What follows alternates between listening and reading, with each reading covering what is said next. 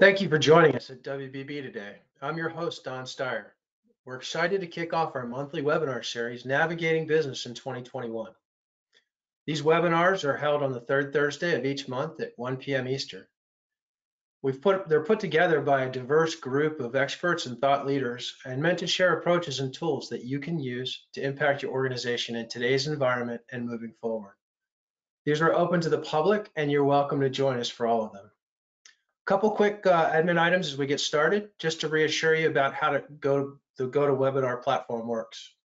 Your mic is automatically muted and your video is not shared with the screen, so no one else will be able to see you or hear you. I'm excited for today's topic. It's on 8 words that can change your organization. We'll be talking about the specific roles leaders can and should play that will positively impact people's daily experience. For any questions or thoughts you want to share throughout the session, please use the Q&A feature on your screens. You can submit those questions throughout the presentation, and if we don't get to your presentation live, we'll send you a message following the webinar. We'll also send you notes from today's presentation, including any resources or references that we use. Today, I'm honored to introduce one of my favorite presenters from our last webinar series, Trevor Braun. Trevor is presenting from Denver, Colorado, and is an expert in leader and culture development, including teaching, advising, and consulting at the executive level. He's a certified Peter F. Drucker strategic planner and dynamic communicator international. So Trevor, welcome, and over to you.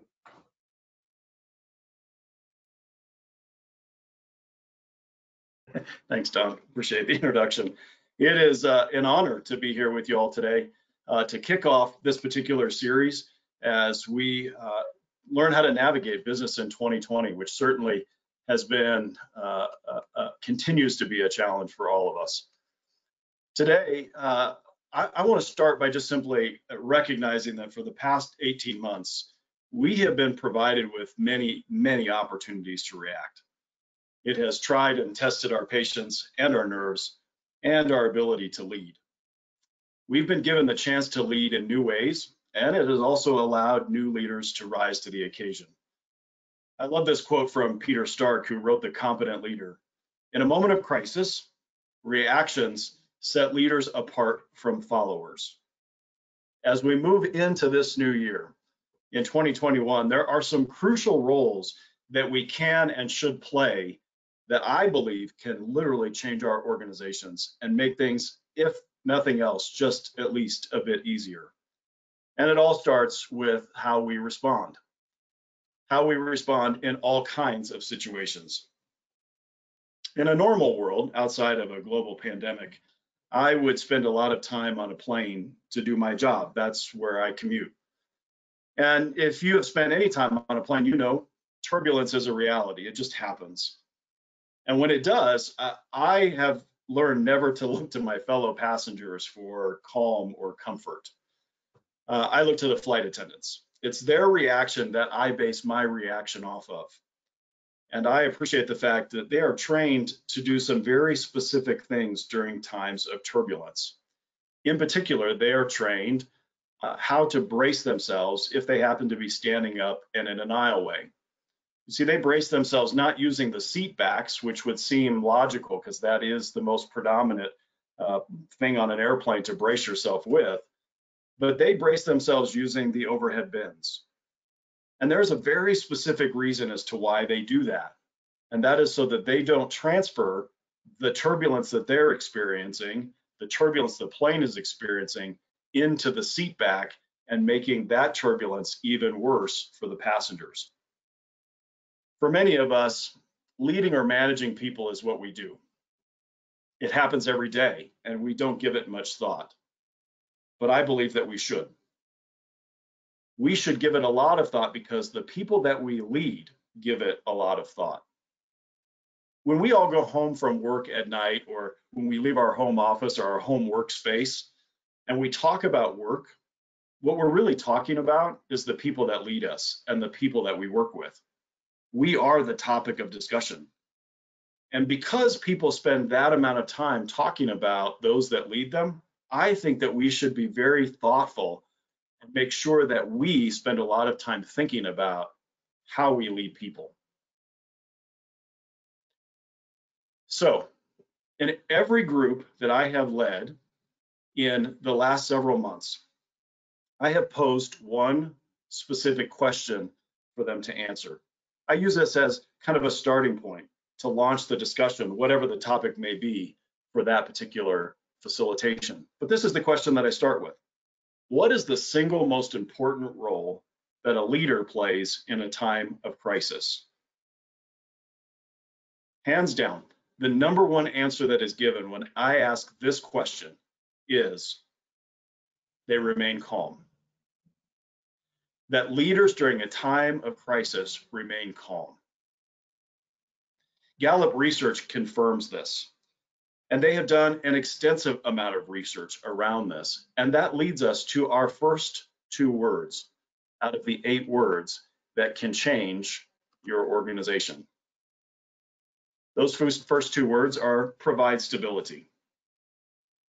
Just like the answer to the question of what roles do leaders play during a time of crisis, when people say they remain calm, they're providing stability.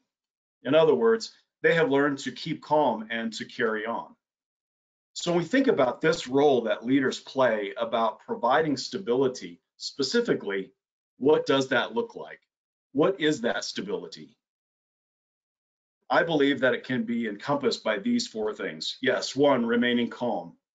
That when there is a time of crisis, whether it be a professional crisis, a personal crisis, a world crisis, that there is an aura of calm about them, that they do not seem to be pulled one direction or another. They're not experiencing a lot of highs or a lot of lows, that they're just remaining stable. They're poised, they're measured, they're focused. I would say that for most of us, we don't face kind of the day-to-day challenge or crisis that we have had to face in the last 14, 15, or 16 months. This has obviously provided us lots of opportunity to demonstrate providing stability. But whether it be small or big really doesn't matter. That people look to us during challenges or problems, or yes, even crisis, to be calm, to remain poised and measured. That when they look at us, what they see is the embodiment of stability. Now, that doesn't often mean that we feel that inside. Oftentimes, I know for myself that I am projecting calm on the outside, while on the inside, there is a lot of anxiety going on. But that anxiety is not going to serve the people I lead best. What's going to serve them best is just to remain calm and to provide stability. So those are our first 2 of the 8 words. Next, we have build trust.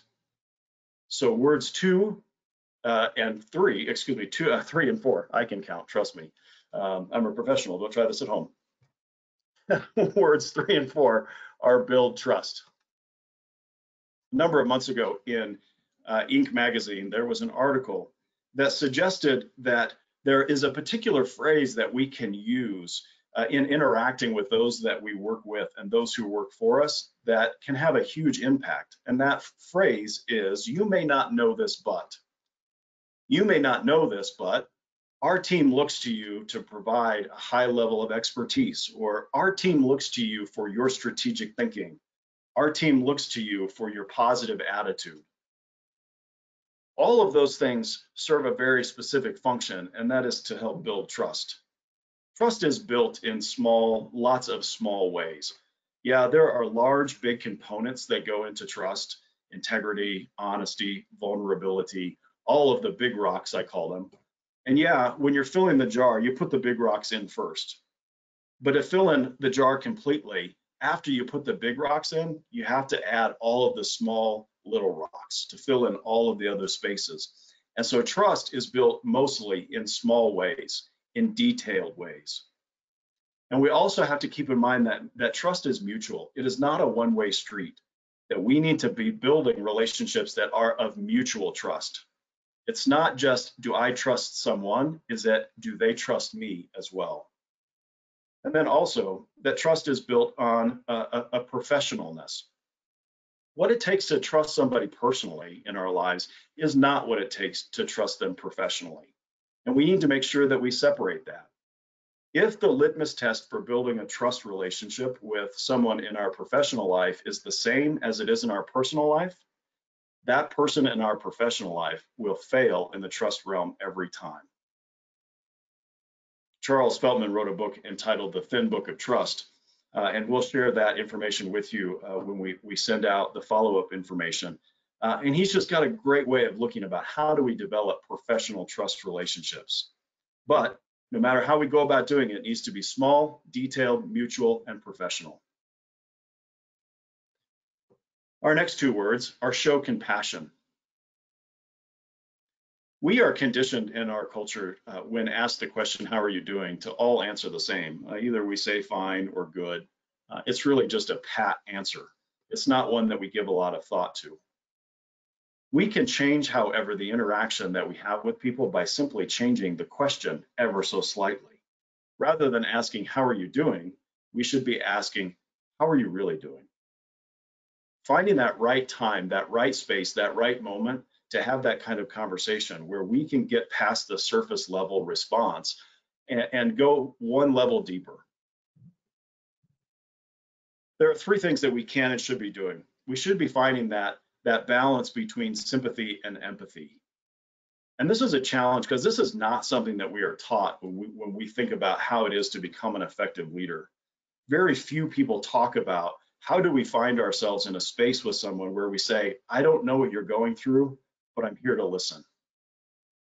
I don't know exactly what you're feeling, but I'm going to hang out with you and just allow there to be time and space for you to experience what it is you're experiencing. When it comes to showing compassion, we also need to be proactive, that we can't constantly be in reactive mode. I believe that there should be things that we know about the people who work for us and what's going on in their lives. What challenges are they facing at home? Did they wake up today and find out that their school district that was open yesterday is now gone back to Zoom today? Now, please hear me. I don't think that we need to know the nitty-gritty about all of the details of the lives of the people that we work with, but we need to know enough so that we can effectively show that compassion. And that is a challenge. Showing compassion is not easy. It doesn't come naturally to most of us. It causes us to be in a space that sometimes is a little bit uncomfortable, where what we have to do is to step back and say, hey, let's look at the big picture. Let's look at some things that really matter, and allow people to experience and have the space to experience what they're experiencing. You know, one of the things that is true for all of us over the course of the last year is that we've all experienced a lot of loss. Some of those losses have been really great. We maybe have lost friends or loved ones, but a lot of the loss that we have experienced has been in some of the smaller ways, but they're lost nonetheless. Loss of time spent with family or friends, loss of being able to celebrate birthdays and holidays, loss of being able to just do the things that we like to do that help us become better people or give us the time and the space to relax. The final two words and the 8 words that can transform your organization are to give hope. Again, not exactly one of your standard lessons that we learn in what it takes to be an effective leader. But the reality is that we need to tell people that we're going to get through this together, whatever this may be, whether it be a budget crisis or a global pandemic. People need to hear us as leaders say, hey, this is this thing that we're in together. We're in the same boat and we're going to get through this together. Sometimes it is just that simple verbal reassurance that gives people that sense of providing stability. When we think about giving hope, here's what we should be doing. We need to look and listen to the things that are happening around us. There are so many great things that occur on a daily basis. And it seems to me that the more our world suffers from challenges or crisis, the more hope opportunities that we can see. The other day I was in my car driving a couple of blocks from my house and I pulled up to the stop sign behind a car that was in front of me, only to realize after we had sat at the stop sign a little bit too long that there wasn't a person in the car in front of me. And so I began to look around to figure out where the person who was supposed to be driving the car was, and I looked off to my right And what I saw was an elderly gentleman in my neighborhood had fallen. And the person in the car in front of me had seen him fall. Without even thinking about it, he'd gotten out of his car, left it there in the intersection, and went to help the man who had fallen. In just that short moment, I was reminded that there are lots of great things that we see all around us, whether it be on the news or we see it in our neighborhood, we see it in our families, we see it in our friend relationships, whatever it may be. We have to look and listen for those things, and then we have to share those stories with people so that we can communicate that there are things around us that we can and should be hopeful about. And then share those things. It's important for us to share those things. It's important for us to share our stories with each other, the things that we see, the things that we experience, and how we go about finding that glimmer of hope, sometimes in a pretty dark environment. So we have 8 words: provide stability, build trust, show compassion, and give hope. These 4 things, if we incorporate them into our style of leading, into the way we go about conducting ourselves, will put us light years ahead, because it can change the lives of the people who work for us. There's another way that we should look at this. And as we look at this, I hope that this is a helpful way, because oftentimes we want to make things very action oriented. And I think that leading should be action oriented. So if we take these 8 words and just dissect them into 2 different categories, the first one is we have 4 actions. We should be providing some things, we should be building some things, we should be showing some things, and we should be giving some things. I think effective leaders do that. I think that we provide not just stability, we provide insight, we provide clarity, we provide inspiration. We should be building some things. And yes, we should start with trust. If you're not building trust, you're decaying trust. So it is an action, and it's something that we do every day. Not only should we be building trust, we should be building relationship, because trust is built on mutual relationship. There are some things we should be showing. Yes, we should be showing compassion. We should also be showing some other character qualities that are going to make us effective leaders, whether it be compassion or humility or empathy. We also should be showing that we have the ability to learn and to grow and to change. And then lastly, we should be giving some things. And yes, we give hope, but we also give time sometimes. We give instruction, we give insight, we give encouragement. So we start with the 4 actions: provide, build, show, and give. And then we go from the actions to the qualities. These are qualities that we need to make a part of our life. And I'll tell you, I think for most of us, these things don't come very easily. It is easy to find ourselves being tossed about in a time of chaos, and that maybe we are a little bit too reactionary, that people experience us maybe too often running around with our hair on fire. We need to learn, what does it mean to provide stability in our organizations? How do we remain calm? How do we keep anxiety in check? The second quality is trust. Are we trusted? And how do we go about trusting other people? Compassion. What does compassion look like? How do we show compassion? I'll tell you, I think the number one thing that we do to show compassion is to listen, not to talk, maybe to ask a question or 2, but then allow people just to simply share, what has their experience been? What's going on in their world? What is their biggest challenge? What is their day-to-day life like? And then lastly, to provide hope. To provide hope for the people who work for us, that we, like I said, can get through this together. You know, there are lots of major events that shape and transform our lives. For many in a generation, they were able to say where they were when John F. Kennedy was shot. In the next generation, they were able to tell you where they were when the Challenger shuttle exploded. Many can tell you exactly what they were doing when 9/11 happened. Certainly, the global pandemic will become one of those events where we will talk about it. And it is a humanitarian crisis, first and foremost. This is a thing that binds us together, is our humanity. And so when we think about humanity, what's important is that the best way for us to demonstrate our humanity is to realize that humanity and humility are not that far apart. That the best way that we can lead is to do so with an attitude of humility. I'll never forget, a number of years ago, I came across an article in Management Journal, and they had asked a question: what is the number one character quality you'd like to see in a boss? And hands down for them, the number one answer is humility. That what people wanted to see in those who led them was humility. Humility is our ability to simply say, I don't know, when we're asked a question, or to say, I'm not sure, or I was wrong, or I am sorry. There are lots of ways for us to demonstrate humility. Most of them come as a challenge to me and maybe to you. But if we are going to show our humanity, and if we're going to do a good job at effectively leading people in such a way that our organizations can be transformed, then yes, we need to demonstrate our humanity that culminates in our humility. So there are 8 words that can transform your organization. I'm hoping that some of you will have questions. I'm going to ask Don to come back in and facilitate that. A couple of ways that you can do that, he'll share with you. Please know if we don't get to a question, or if there's a question that you would just like to ask me, please submit it, and I will respond to you via email and answer any of those questions that you may have. Don?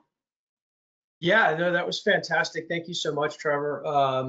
My big takeaways were the 8 words, obviously: provide stability, build trust, show compassion, give hope.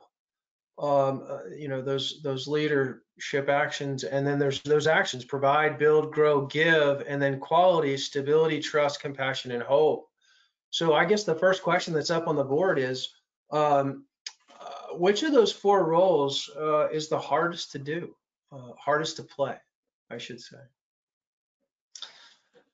I think that the hardest one to play, I think, is the compassion one, because it's not something that we're taught. If you went to leadership class 101, we're taught the stability piece, that leaders should remain calm. Well, every organization believes that if they are healthy, that there's a high level of trust. Showing compassion is tough because we have to get outside of ourselves. It's about being socially aware. What's going on with my team members? What's going on in my organization? And then I think also we feel uncomfortable about it, because really what we're asking you to do in compassion is not to solve someone's problem. We're asking you to basically just sit in their space with them and show that kind of empathy. Brene Brown has a phenomenal video that you can find on YouTube about empathy, which totally transformed my view on empathy. We'll type that in chat, and also make sure that you get that in the follow-up notes. But it really is just about being there for people, and I think that's hard. So that was your warm-up question. I'm going to give you a little bit of a harder one, and I know you like a challenge. So here's the question: can you talk about how these ideas scale up? I can see how powerful this is within a smaller team, but what happens when you lead a larger organization? If you lead a larger organization, I think first and foremost, the thing that you need to know is that you set the temperature for your organization. You are the person who has the great responsibility to say, here is the kind of organization that I want. Here's what I want. Here's the ideal. We call that developing the culture of an organization. The farther you are up in an organization, the greater that burden of responsibility is. And I'll say burden in a bad way. It's a great responsibility to have. And then once you do that, once you say, here's what I want people to experience, and if you just take these four things that we talked about, if I want people to experience stability and trust and compassion and hope in the organization, for example, then you have to state that first and foremost, and then you have to be very intentional about making sure that people actually get to experience that in the organization. So it's not just enough to set the temperature. Then you have to measure, you have to come along and get the thermometer out and say, are people actually experiencing it? Now, you don't have to necessarily be the embodiment of all of these things all the time. I mean, that's hard.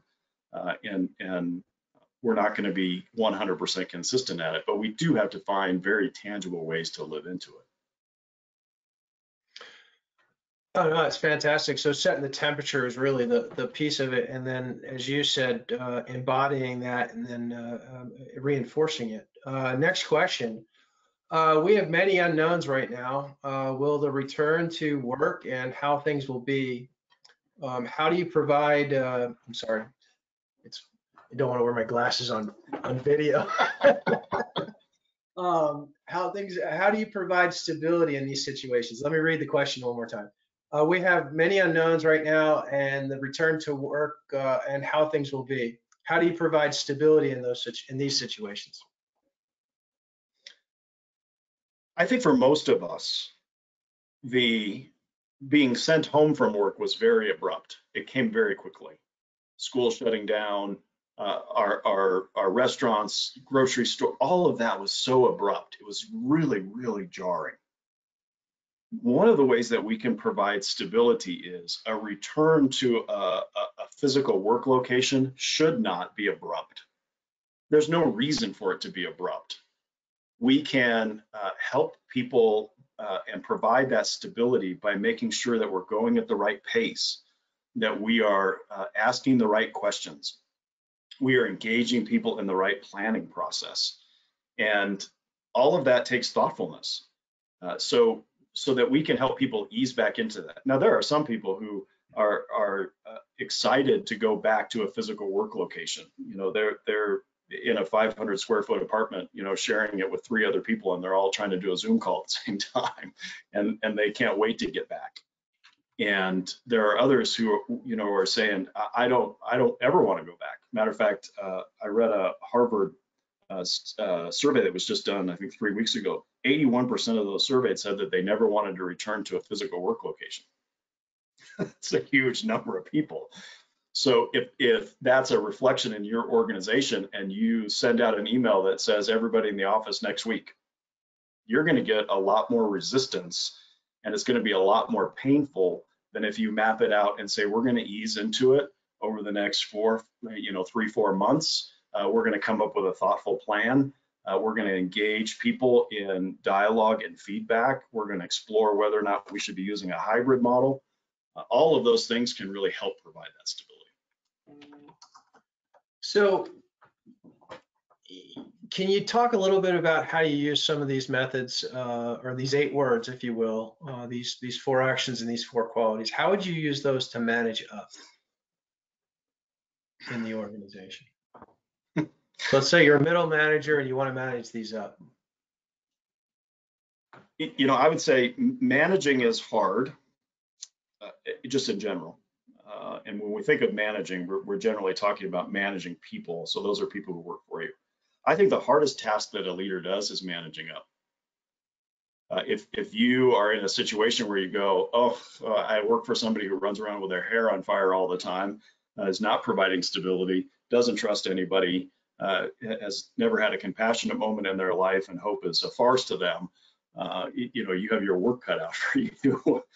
I certainly would say here's I think first and foremost, you have to make sure that if that's what you're experiencing above you organizationally, that you are protecting the people below you so that they don't have to experience the same thing. When we hear people talk about bosses that they really like to work for, they use phrases like my boss has my back, or my boss is providing top cover, or gosh, my boss, you know, took those arrows when they were really deserved at us, or my boss never throws us under the bus. So I think you have to make sure that if you've got a lot of you know, swirl above you, make sure there isn't swirl below you. And then secondarily, I think that the managing and leading up is always about influence, because it's never about authority, because you don't have any authority up. So it's about influence, and it's about choosing how and when to exercise that influence, that you can speak calm into a situation even when your boss is maybe stirring it up, and doing, in that sense, leading by example. Right. And so just for time, that'll be the last question, but we have more that we can answer directly afterwards. But first of all, Trevor, thank you for taking your time putting this together for us today. And for the audience, thank you for taking your time with us today. And like I said, if we didn't get to your question, we'll send that back to you, a response, or if you think of something later, just feel free to reach out and we'll send you a response back. We'll also send you the references and the resources that we talked about. And, in the chat window, we've kept kind of a running tally of the various points. We'll get those out to you as well. Please follow us on our YouTube channel. We post all these, plus the videos we did back in the fall, which are great as well. And then please join us next in May for the human side of digital transformation, where we'll explore the impact on digital transformation has changed our people, our processes, the cultures, our culture. It's not just about the technology. But thank you again very much, and have a great day.